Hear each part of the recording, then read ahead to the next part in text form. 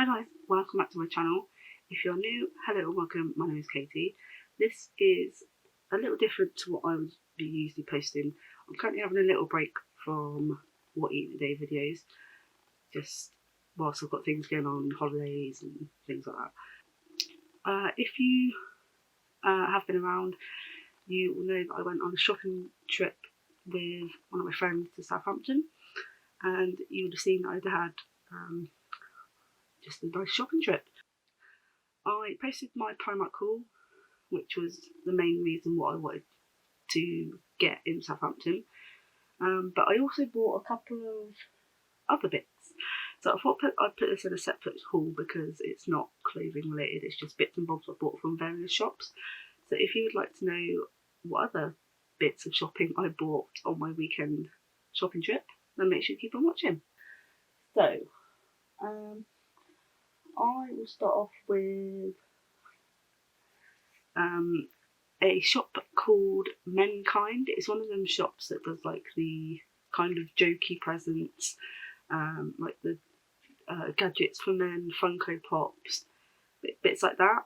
And we went in there just on a whim, and my friend got a couple of books, and I saw these just as we were going to the till to pay. And if you have them around, you know I do like my tarot, oracle cards, crystals, witchy bits and bobs. And I saw these and I thought it was very interesting. So it's a set of palm reading cards, and we thought it was very strange to see them in the shop, but discover your future in the palm of your hands.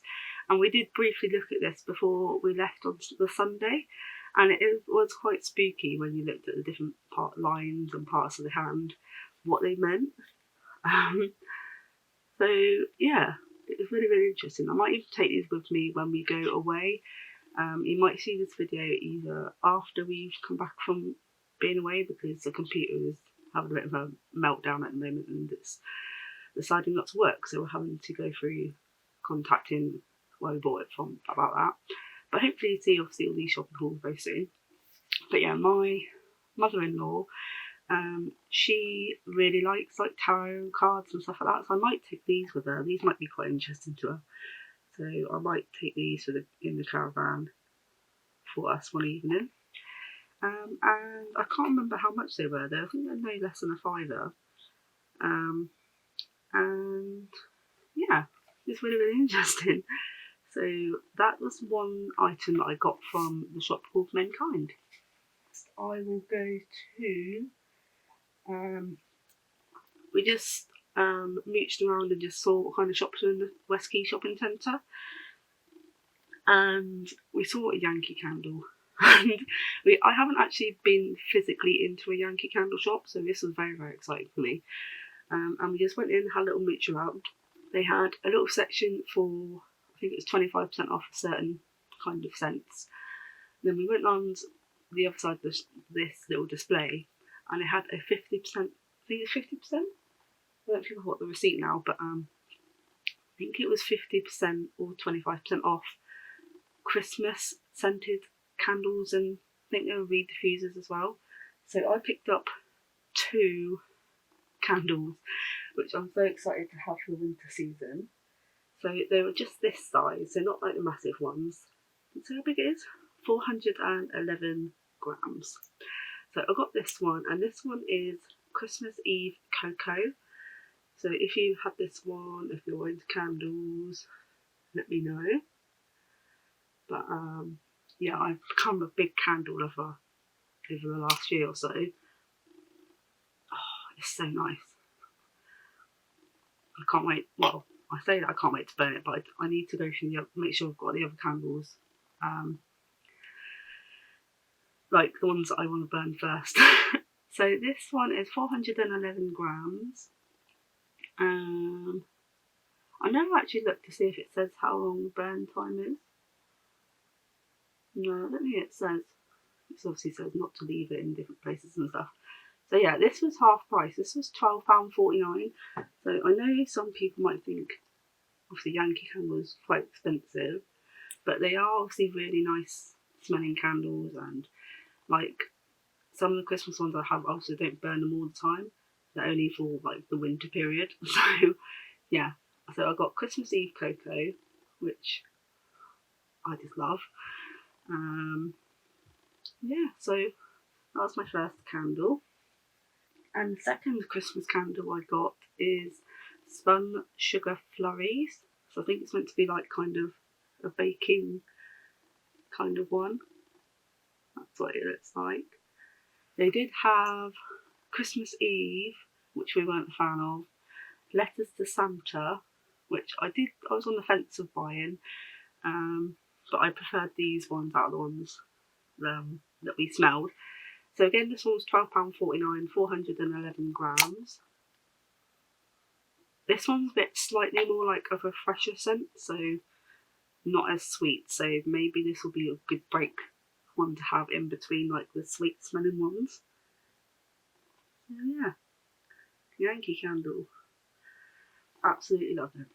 And I know I can get some in like the bargain shops, but I think it's quite nice to actually go to like the actual Yankee Candle and buy them from there.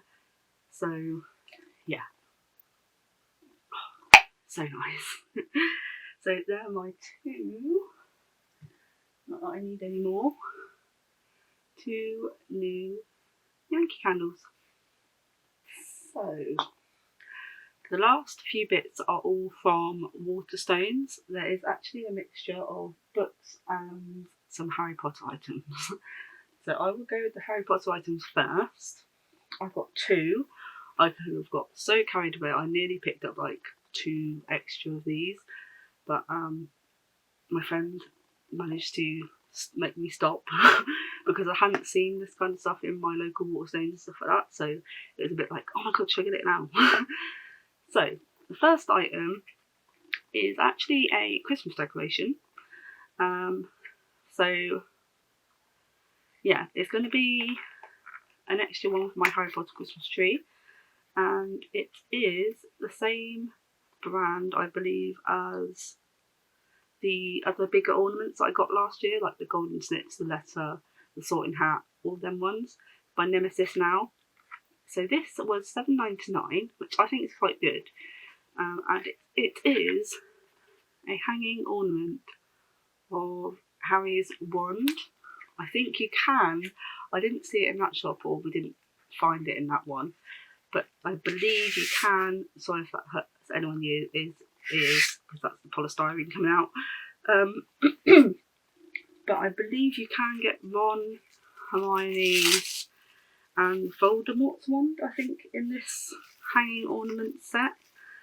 But we just saw Harry's wand, and I thought, oh my god, that's going to be so good for my Harry Potter Christmas tree. So it comes on this little red ribbon like the rest of them, but it is a small version of Harry's wand. That's going to be so cool on my tree. So yeah, that's my first Christmas decoration for my Harry Potter tree.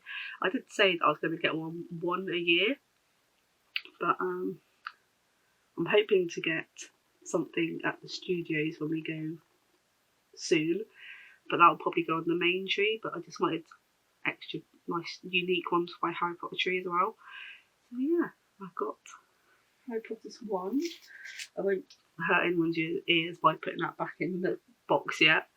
So that was the first thing I found. The second thing I found, I think this is like a series of collectibles you can get. So I may have to start getting the rest of these, because there were so many unique ones which I hadn't seen, and I just wanted like all of them, but I couldn't obviously afford to buy all of them.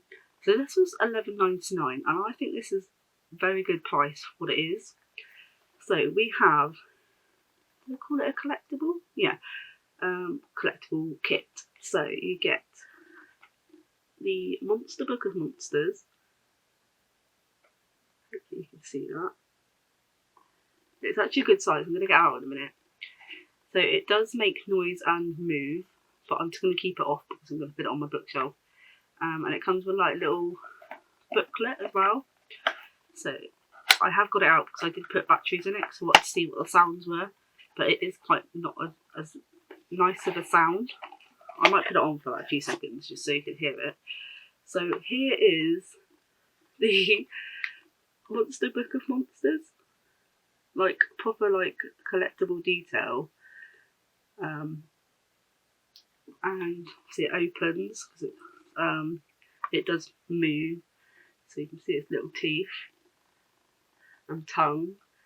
But yeah, I thought this was really good because you can't really buy much like Monster Book of Monsters stuff without buying it like as a bag or a cushion or notebook. But I just thought this was quite a good size for my Harry Potter shelf.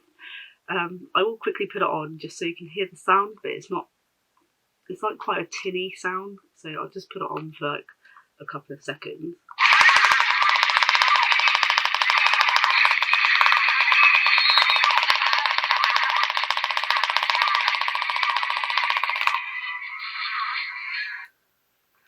So that's the sound that comes out of it. It does move a little bit as well, but also I just had it on my hand. But yeah, I'm really, really happy with this. There was, what else was there? There was a prophecy orb, a little mini replica of the Hogwarts castle, other bits and bobs that I could have literally got carried away with and bought like 4, 5, 6 of them. So I may just have to make it into a little one at a time, because it would be nice to have the sets. but I just got this one because I haven't got anything like Monster Book of Monsters related on my shelf. So I thought it would be a good addition, and it can go on my little magical creatures shelf. But yeah, I think it's amazing quality for the price. And as I said, you don't really see this kind of stuff. Well, this particular Monster Book of Monsters anywhere. So it's nice to see they had a really good selection. Yeah, so I'm really, really happy I can put my little Monster Book of Monsters on my shelves. So they're the 2 Harry Potter items that I got. This is the little mini booklet that comes with the Monster Book of Monsters.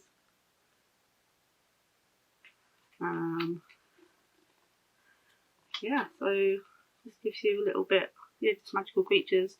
It's a bit stiff, but it's nice to have like a little booklet that goes with it. It took 2 AAA batteries as well, so that's that. But yeah, so I thought that was quite good for $11.99 because it's a decent size, like collectible, and I hope to get some more. So I will get on to the books now that I bought in Waterstones, because I did actually buy books in there. Not that I need any more at the moment, but it was just nice to actually treat myself and actually have a friend to go in Waterstones with and not like be waiting around for me and things. So I'll go in order of how I picked them up. So the first book I got was this one. It is a hardback. I don't really tend to buy hardbacks very often, but this was just like as soon as we walked in, and we were just having a mooch, and this just caught both of our eyes. So it's a book called Make Me Clean by Tina Baker. So hardback book, it's a thriller. It says on the front, she will leave your surfaces sparkling, but she also might leave you dead. That just instantly caught my eye. I was like, whoa. So I'll quickly read you the blurb, because obviously on hardbacks the blurb's on the inside. So it says, Maria is a good woman and a good cleaner. She cleans for Elsie, the funny old bird who's losing her marbles with a terrible husband. She cleans for Brian, the sweet man with a terrible boss. She cleans for mysterious Mr. Balogun with the terrible neighbour. If you're thinking of hiring her, you should probably know that Maria might have killed the terrible husband, the terrible boss, and the terrible neighbour. She may also have murdered the man she loved. She didn't set out to kill anyone, but her clients have hired her to clean up their lives, and she takes her job seriously, not to mention how much happier they are now. The trouble is, murder can't be washed out.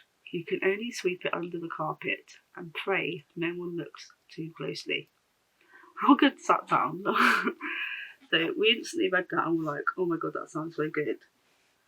So I just want to quickly see how many pages it is without spoiling it for myself. 391 pages. So a fairly chunky thriller. But yeah, so that is the first one, Make Me Clean by Tina Barker. Yeah, apparently I read this book in one sitting, according to a reviewer. A dark delight, sharp and unpredictable. And yeah, just sounds really, really good. So I've got that. Second book I picked up was from the YA fantasy section. And I picked this up about 3 times and put it back. And then I went and had a look, see if there's anything else. But I came back to this and it says it's a twisty gothic horror fantasy. I don't usually go for that kind of genre, but I kept getting pulled back to this book. It's called A Dark Inheritance by H.F. Asquith. So this is what it looks like.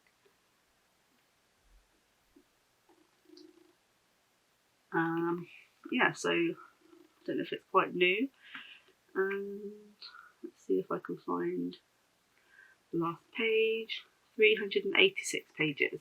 So I'll try and read the blurb as quickly as possible. So it said, once I had 4 brothers, 3 of them are dead. I am next. Felix Ash is sure of only one thing. In 30 days, on his 18th birthday, he will die.